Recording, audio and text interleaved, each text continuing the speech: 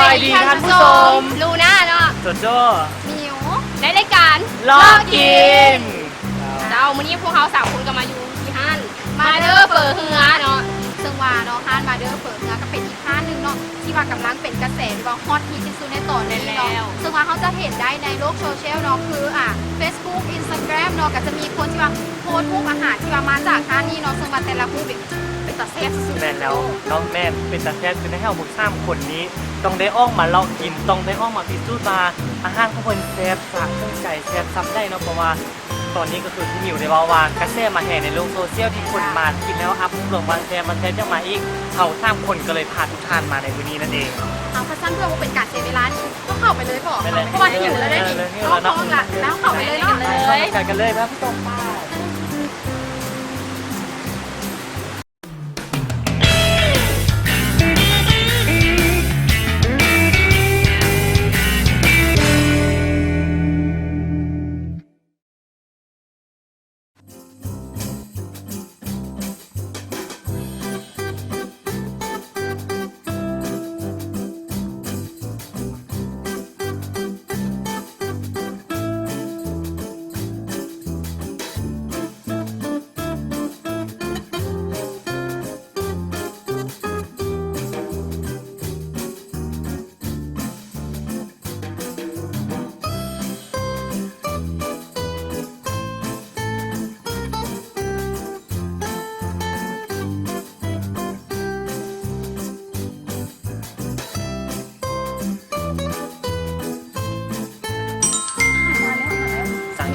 ได้บอกไก่อย่างเดนี้สั่งหลายอันมีมาแล้วมาถึง2 อันแล้วนี่เดี๋ยวนี้หลังคนกันแล้วทีนี้กระเซฟมันบอกอันนั้นเกี่ยวมันเป็นกระเซฟมันบอกนี่เดี๋ยวจะเข้าตื่นเต้นเลยเดี๋ยวจะเอาสั่งปิดกระเซฟเป็นโบทามิโซก่อนมาก่อนนี่อันนี้ก็เป็นไข่อย่างเนาะอ๋ออันมากเลยอ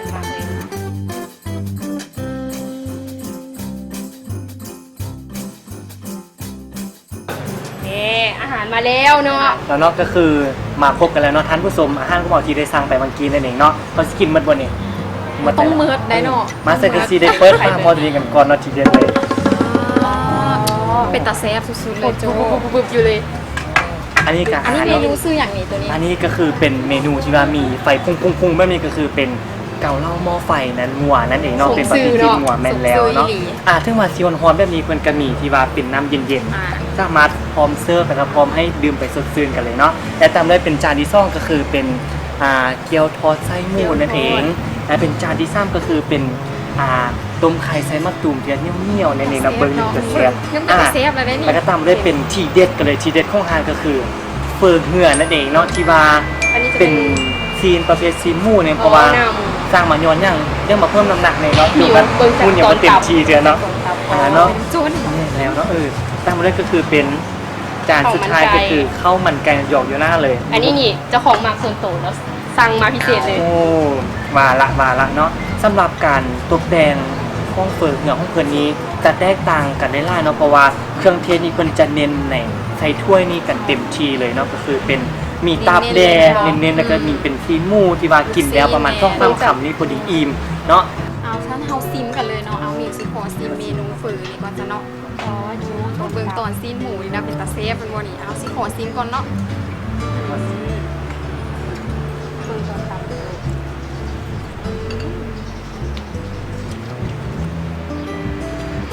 สำหรับเมนูที่ว่ามิวได้ซิมไปเมื่อกี้นี่เนาะก็คือเมนูเฝอเฮือเนาะเป็นเฝอเฮือสิ้นหมูเนาะสำหรับตัวนี้มันจะแตกต่างจากร้านอื่นเลยเนาะเพราะว่าจากที่ว่ามิวได้ซิมมากี้นี่ก็คือรสชาติเพื่อนนี่น้ำซุปของเพื่อนนี่จะเข้มข้นเนาะเข้มข้นก่อนร้านอื่นเนาะแล้วก็ซีนของเพื่อนจะนุ่มแล้วก็ยังกลิ่นน้ำกันนี่ถือว่าเข้ากันสุดๆเลยเนาะถือว่าเมนูนี่ก็ห้ามพลาดเลยเนาะเมนูต่อไปเดซิมอย่างดีบัดนี้จะเป็นข้าวมันไก่ข้าวมันไก่แบบจะเป็นจุดเด่นของห้านเนาะก็คือน้ำจิ้มเพิ่นเองนี่เบิ่งจากสีเนาะเดี๋ยวมาลองชิมมั้งเนาะชิมได้บ้างชิมได้บ้างได้มิวกินบ้างกินเนาะมาชิมน้ำกันเนาะนี่เนาะข้าวมันไก่ชิมเลยเนาะ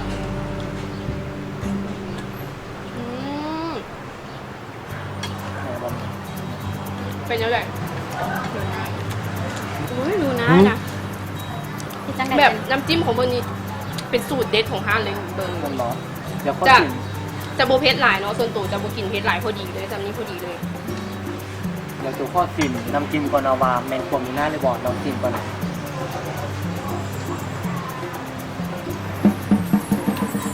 เป็นบอก เป็นจังไหนเป็นจังไหนโชว์ รู้สึกว่าน้ำจิ้มนี่คล้ายๆแบบเคยได้กินน้ำจิ้มมาให้บอลแล้วแต่ว่า แต่โบคือ แม่น โบคือกับห้านนี้เนาะ นี่จะเป็น แม่นแล้ว สูตรเฉพาะห้านเพื่อเดเนาะเป็นเอกลักษณ์ของห้านเพื่อนก็ว่าได้เนาะ เมนูต่อไป เอาที่มาเริ่มชิมเอานี่ก่อนบอกเอาเล่านี่ก่อนบอก ได้ เดี๋ยวจุกข้อชิมก่อนเนาะ เดี๋ยวตักน้ำให้เนาะเดี๋ยวคุณนัดตักน้ำตัวใส่ ใจดีแท้วันนี้ดูน่าจะดีดูเซียดเลยนี่ ไปทุกเชื่อนี่ผมเคยตักให้ ต เนาะ อนคุณนะ ให้โจซิมก่อน เกี่ยวตั นะ กสูตร เพราะว่า ก่อน เมนูนี้แมนโจเป็นคนสั่งเนาะให้โจ แม่นแล้ มาว ซิมก่อนซะบวงโอ้โจเป็นตะเซียนเลย จีน แค่นมือจนสั่น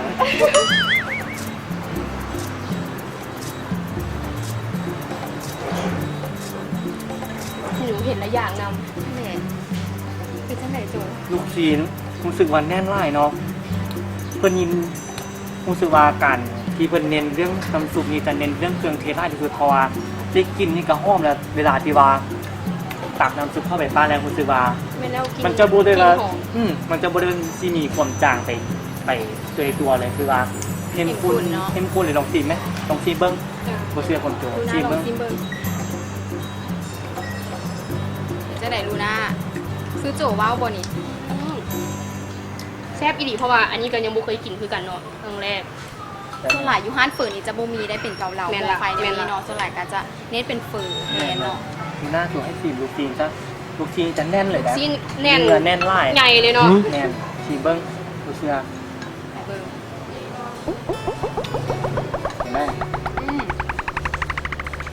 โอเคเนาะ โอเคแน่นหลาย แม่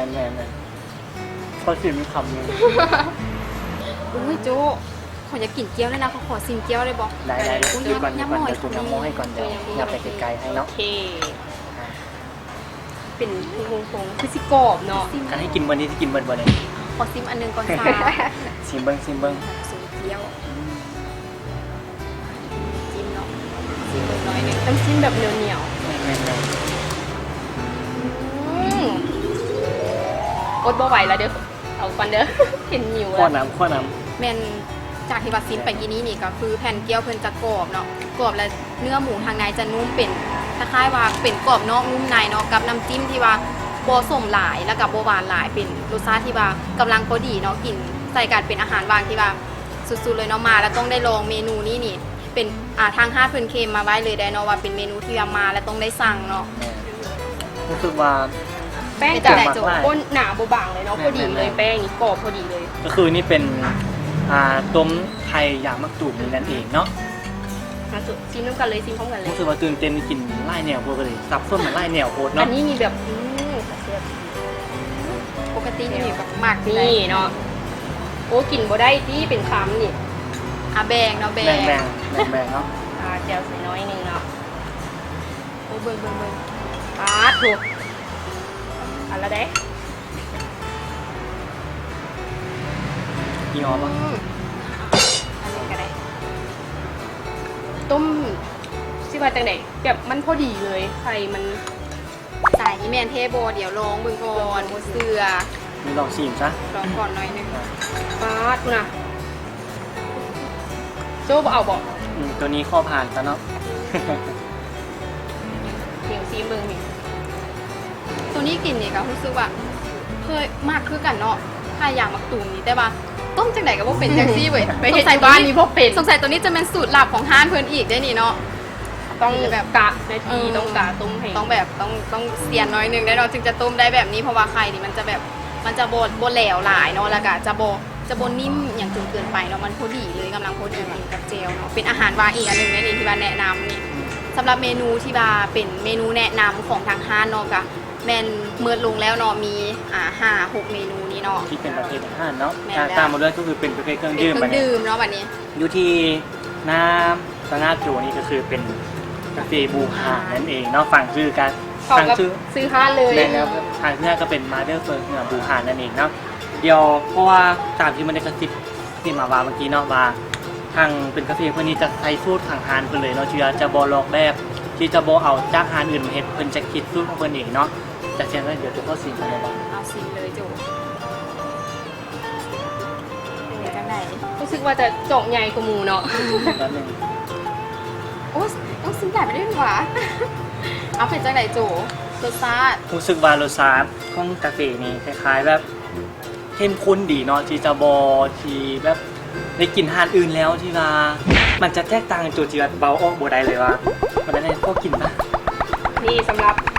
ของลูน่าเนาะน้ำกระเจี๊ยบเบิ่งจากสี สดใสเนาะเหมาะกับคนเลย มิกี้การระหว่างกินอาหารกระดูดไปแล้วแซ่บหลายสดชื่นขนาด อันนี้ก็จะเป็นน้ำเก๊กฮวยเนาะของหมิวเนาะค่ะตัวนี้ก็จะบหวานหลายปานใดเนาะจะพอดีเลยสำหรับคุณรักษาสุขภาพนี่กะตัวนี้ก็ได้เนาะแนะนำตัวนี้เนาะ น่า ส รัก ดชื่นน้ำแต่ละ นั่น ค แหละ น สำหรับทานได้ที่ว่ามากินกาแฟมาฮานนี่ได้จูฮับออกมาทึกใจอย่างแน่นอนเพราะว่าโจก็เป็นคนที่ว่ากับโบคอยป่านได้เนาะสำหรับกาแฟจะได้มาซีมนี่คือว่าโอ้นี่ใส่กับใส่กล่องกับบานได้บอกเนาะใส่กล่องกับบานได้เนาะคือว่าอ่า เจ้าเนาะสำหรับห้านมาเด้อเปิดเฮือบูหานเนาะเบิ่งจากหน้าตาอาหารนี่ก็เป็นตาแซ่บแล้วอาหารเพิ่นก็แซ่บอีหลีเนาะแล้วก็บรรยากาศหน้าห้านก็โอ้ยทางเข้าแล้วก็มุมสบายๆเนาะทางห้านเพิ่นนี่เน้นที่น้ำตกเลยน้ำตกเทียมแม่นเฮ็ดให้อากาศเย็นเนาะเข้ามาแล้วก็ต้นไม้หลายชนิดเนาะเพิ่มบรรยากาศในการกินอาหารแซ่บและแห้งแซ่บขึ้นตื่มอีก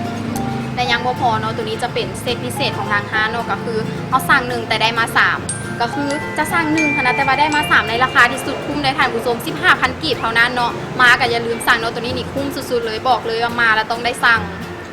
แม่แล้วเป็นเราได้ทานผู้ชมเห็นเมนูอาหารในมือนี้แล้วอยากกินเป็นบอ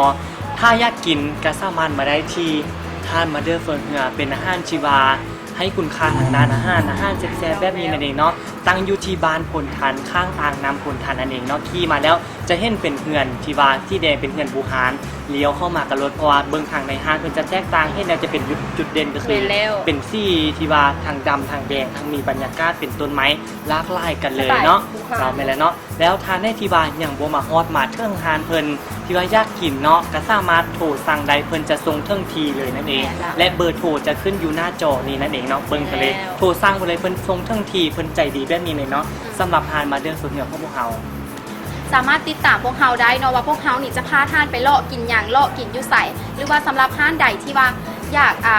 ากส่งข้อมูลในพวกเฮาว่าให้ไปห้านพวกท่านก็สามารถโพสต์มาได้ทาง Facebook แฟนเพจของพวกเฮาเนาะก็คือเลาะกิน หรือว่าติดตามพวกเฮาได้ทางวารสารชาโด